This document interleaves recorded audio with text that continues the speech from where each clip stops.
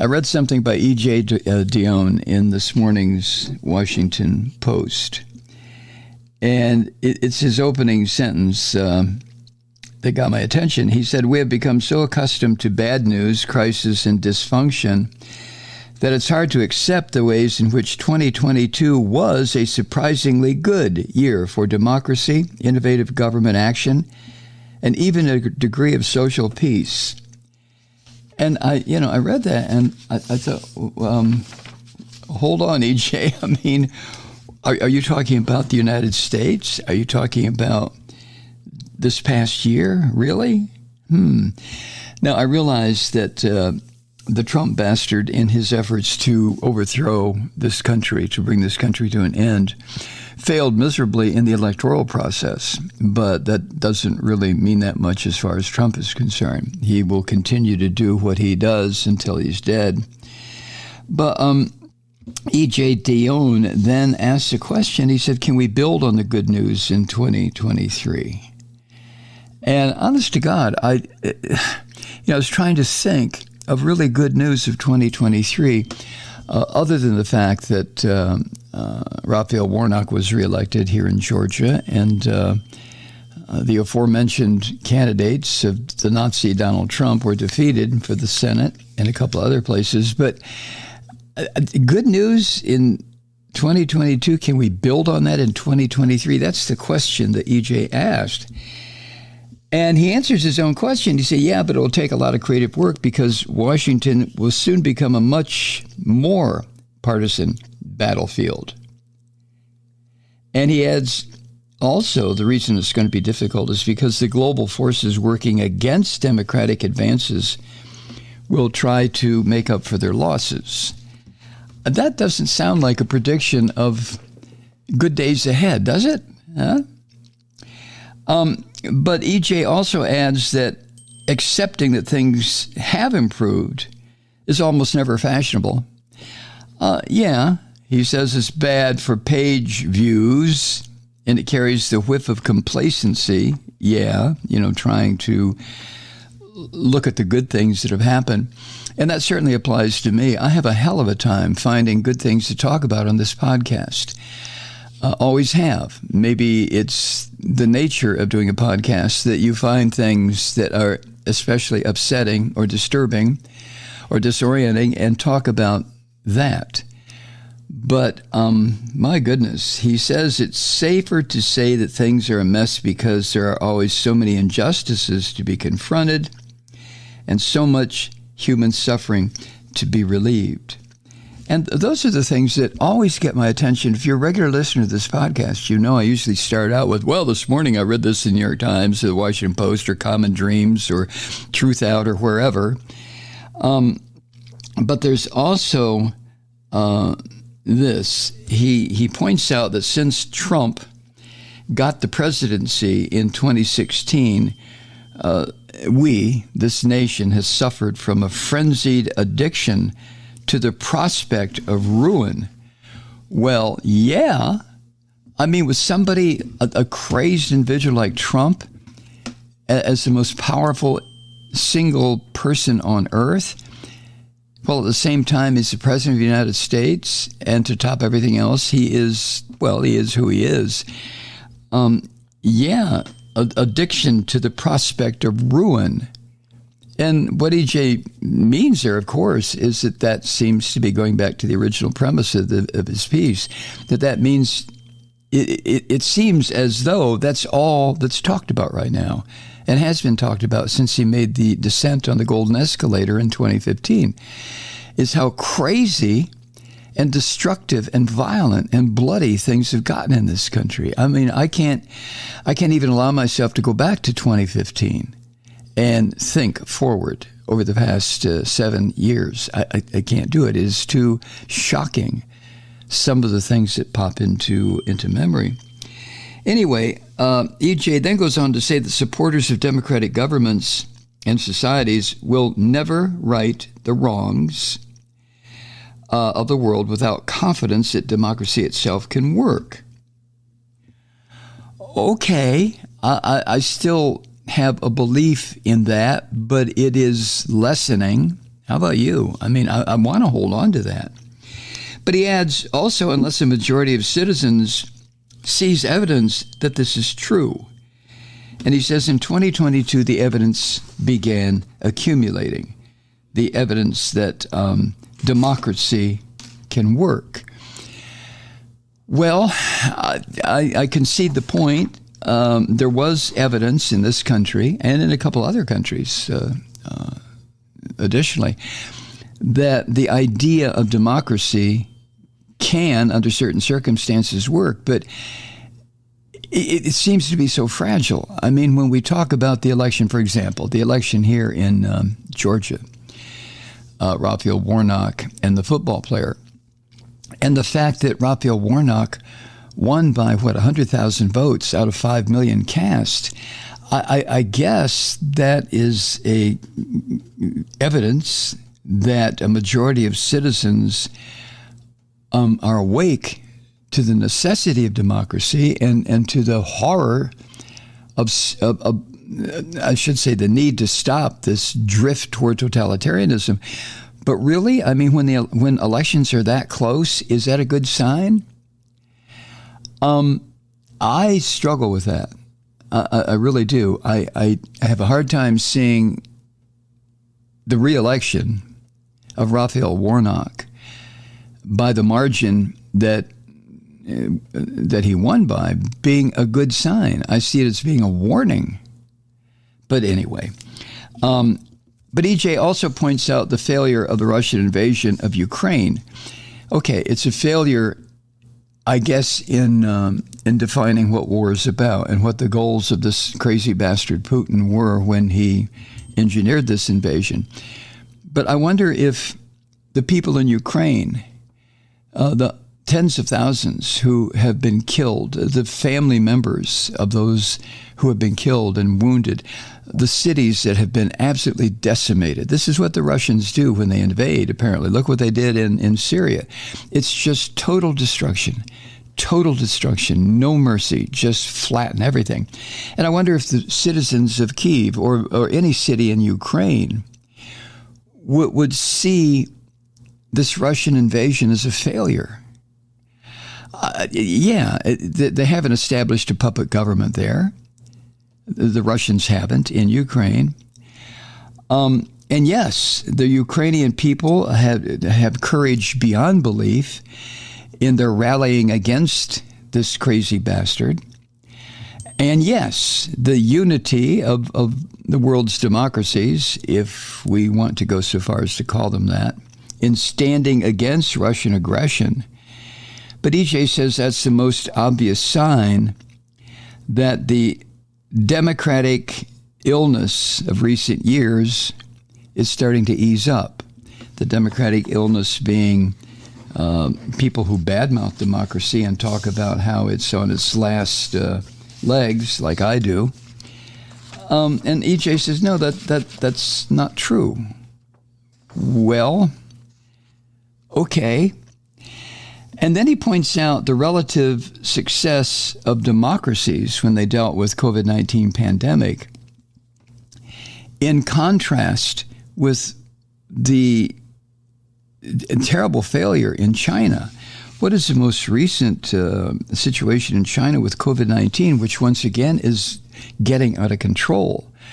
The most recent situation there was the total lockdown once the dictator of China was made dictator for life practically by the so-called Politburo there, the ruling Communist Party, which is kind of a joke. These are not communists by any means. They're fascists, but let's go with the popular vernacular. They are communists. Okay. And what Xi Jinping did was to order total lockdowns again, restricting people, shutting down entire cities, punishing people who violated the restrictions until people started to resist. And the Chinese people were resisting en masse in various mega cities all over the country until finally Xi backed down. And he said, okay, more or less said, okay, to hell with it, then go ahead, go about your business. And look what has happened. Look what has happened. COVID-19 is on a tear in that country. more and more people are getting sick. More and more people are dying. It's like all of a sudden this virus has a new life. And yeah, I'm going to talk about that here in a moment, how medical personnel, especially in this country, are freaking out because the disinformation and the lies and the bullshit about COVID-19, about the vaccines that are available, are spreading again incredibly. But I digress. So Dion links this regime-challenging failure about COVID-19 in China with the Russian dictator Putin's catastrophic misadventure, the invasion of Ukraine. And Dion says that these two events, the catastrophic failure of Putin and the equally catastrophic, in a different way, failure of Xi in China, shows that authoritarian governments, the rumor or the bullshit that they are inevitably more efficient and effective in solving problems is just that, bullshit. Of course they are not. I mean, there is that idea. I had that idea at one time. I can remember years ago, while blasting authoritarianism or dictatorships or fascism, I said many times over the years that one of the reasons capitalism favored dictatorships is because it was so much easier for capitalist enterprises to exist within a system that was not politically democratic. It's much easier to get things done when you have one person to deal with. You deal with the dictator. You're a huge capitalist enterprise. You say to the dictator, this is what I want. And in return, you give the dictator what he wants, and it's done. So I'm always, not always, but many times I've said that anyone who wants to check the efficiency, if that's the proper word, of markets in a democracy or a dictatorship, just take a look at both and see what you come up with. Now, efficiency, by that I mean the efficiency for the capitalist rulers. Of course it's more efficient for average working class people, like most of us, to live in a democracy where we can change things through our vote. We can change things through peaceful demonstration. We can change things by pointing out injustices or unfairness. And you can't do that in dictatorships. So you can make the argument, I guess, one way or the other. And back to Dion, he says in the United States, the congressional session that just ended with the Democrats in control was very productive. He points out the major investments in infrastructure and clean energy. I have to give Biden credit for that, although, honest to God, it didn't go far enough, but it was a step. The advancements in technology. All of a sudden, American capitalists are waking up to the idea that maybe the computer chips that are so necessary to run everything should be made here, not in China. But these infrastructure advances and clean energy advances and technology advances showed that our government has the capacity, if the right person is in charge, to think ahead, not just to react to political pressure, or in the case of the orange vomit, react to his ego challenges or his inadequacies as a human being, which is what we had for 4 years. But Dion wants us to believe, then, that government is building things again on a large scale. He points out that this is reminiscent of the era after the Soviet Union launched the Sputnik satellite in 1957. God, I remember that. I was in high school then, and everybody freaked out. I'm just a freshman, but everybody freaked out. And that's when the big shift to engineering programs took effect in this country. Everybody wanted to be an engineer to stop the Red Menace, right? But as it was then, after the Sputnik launch in 1957, now the U.S. is using public outlays, money, to make the United States more technologically competitive. And the push for green energy shows there are ways to avert this climate calamity that is approaching us, while at the same time restoring or rebuilding our manufacturing ability, our manufacturing leadership that this country has always had. At least that's what it looks like on paper, that there are ways to do both. And I don't disagree with that. I really don't. I think there are ways to maintain a healthy economy and at the same time stop what we are doing where it concerns climate change. And finally, the skeptics, I'm among them, who said that campaigning on democracy in the midterm elections was a foolish strategy for Democrats, we were proved wrong. I agreed with the idea that the American public wanted to hear ideas about things affecting them directly, not about political philosophy about democracy versus totalitarianism. How many Americans are willing to sit down and listen to that, right? So that was my point of view. Turned out I was wrong, and I acknowledge that after the elections. The so-called red wave of the, and it's aptly named, the red wave of American fascism failed to materialize for, there were a lot of reasons for that. First of all, the deterioration of the Supreme Court. God, is that a mess? On abortion especially. That was a factor. And people started to wake up to the actual achievements of Biden and a Democratic Congress. Now, democracy did matter. Absolutely. The Republican candidates that were rejected by voters were the ones that tended to be the most extreme, the ones that the Orange Vomit wanted to have in place when he before he began his run for the presidency in 2024. And those candidates were rejected by voters in almost all instances, except, and this is sort of worrisome on a more local level. Nationally, yeah, they were rejected. And especially the ones who were committed to Trump's bullshit about the 2020 election. And those candidates who obviously were incapable of getting a position, holding a position like senator. And I think about Herschel Walker here in Georgia. Oh, my God. So even given all that, the Republicans won this narrow House majority, the Christian fascists. I don't know why I continue to call them Republicans. And this is going to make governing during the next 2 years difficult for Biden, but also for the Democrats in the Senate. And for anybody who is interested in a thriving democracy, with these Christian demons in control of the House, it's going to be difficult.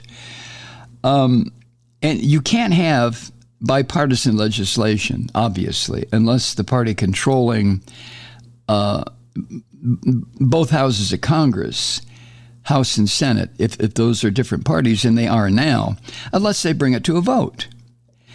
And then DJ points out that Biden, Chuck Schumer, the Senate Majority Leader, and the former Speaker Pelosi were all ready to pass legislation that a significant number of Republicans could support, but they couldn't. They just couldn't do it because there were too many in the Christian Fascist Party who said no.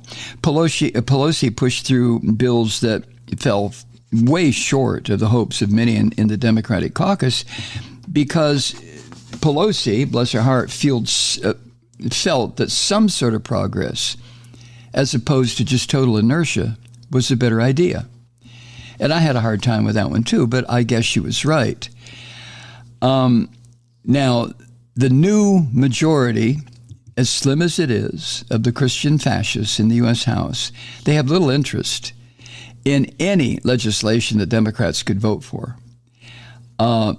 These Christian fascists would much prefer to use debt ceiling and government shutdown threats to try to force budget cuts that affect millions of Americans, while they pass a whole bunch of symbolic bullshit culture war legislation. That's what they're about. And these Christian fascists hope is their hope is to discredit Biden through nonstop hearings, plainly deeming it in their political interest to make the country under a Democratic president look dysfunctional. Well, okay. That doesn't sound too much to me like what DJ wrote in his first paragraph here. Where he said, can we build on the good news in 2023 that we established in 2022? I hesitate to say, yeah, I think that can be done. But I'm an observer. I'm not a policy maker. I have nothing to say except with my little vote about any of this stuff. So I will pay attention and try to do, like you, I'll try to do what little bit I can to keep the idea of democracy going. Hi, Truth Seekers. Mike Malloy here. You know, the Progressive Voices Network brings you commercial-free commentary from today's leading progressive radio hosts and pundits, like me, Mike Malloy, 24 hours a day. I'm not your typical old guy from the 80s or the 90s talk radio host, and Progressive Voices is not your typical talk radio network. It's a listener-supported nonprofit with no corporate control whatsoever over our broadcast. So hosts like me, Mike Malloy, are free to rant and scream and carry on about whatever we like.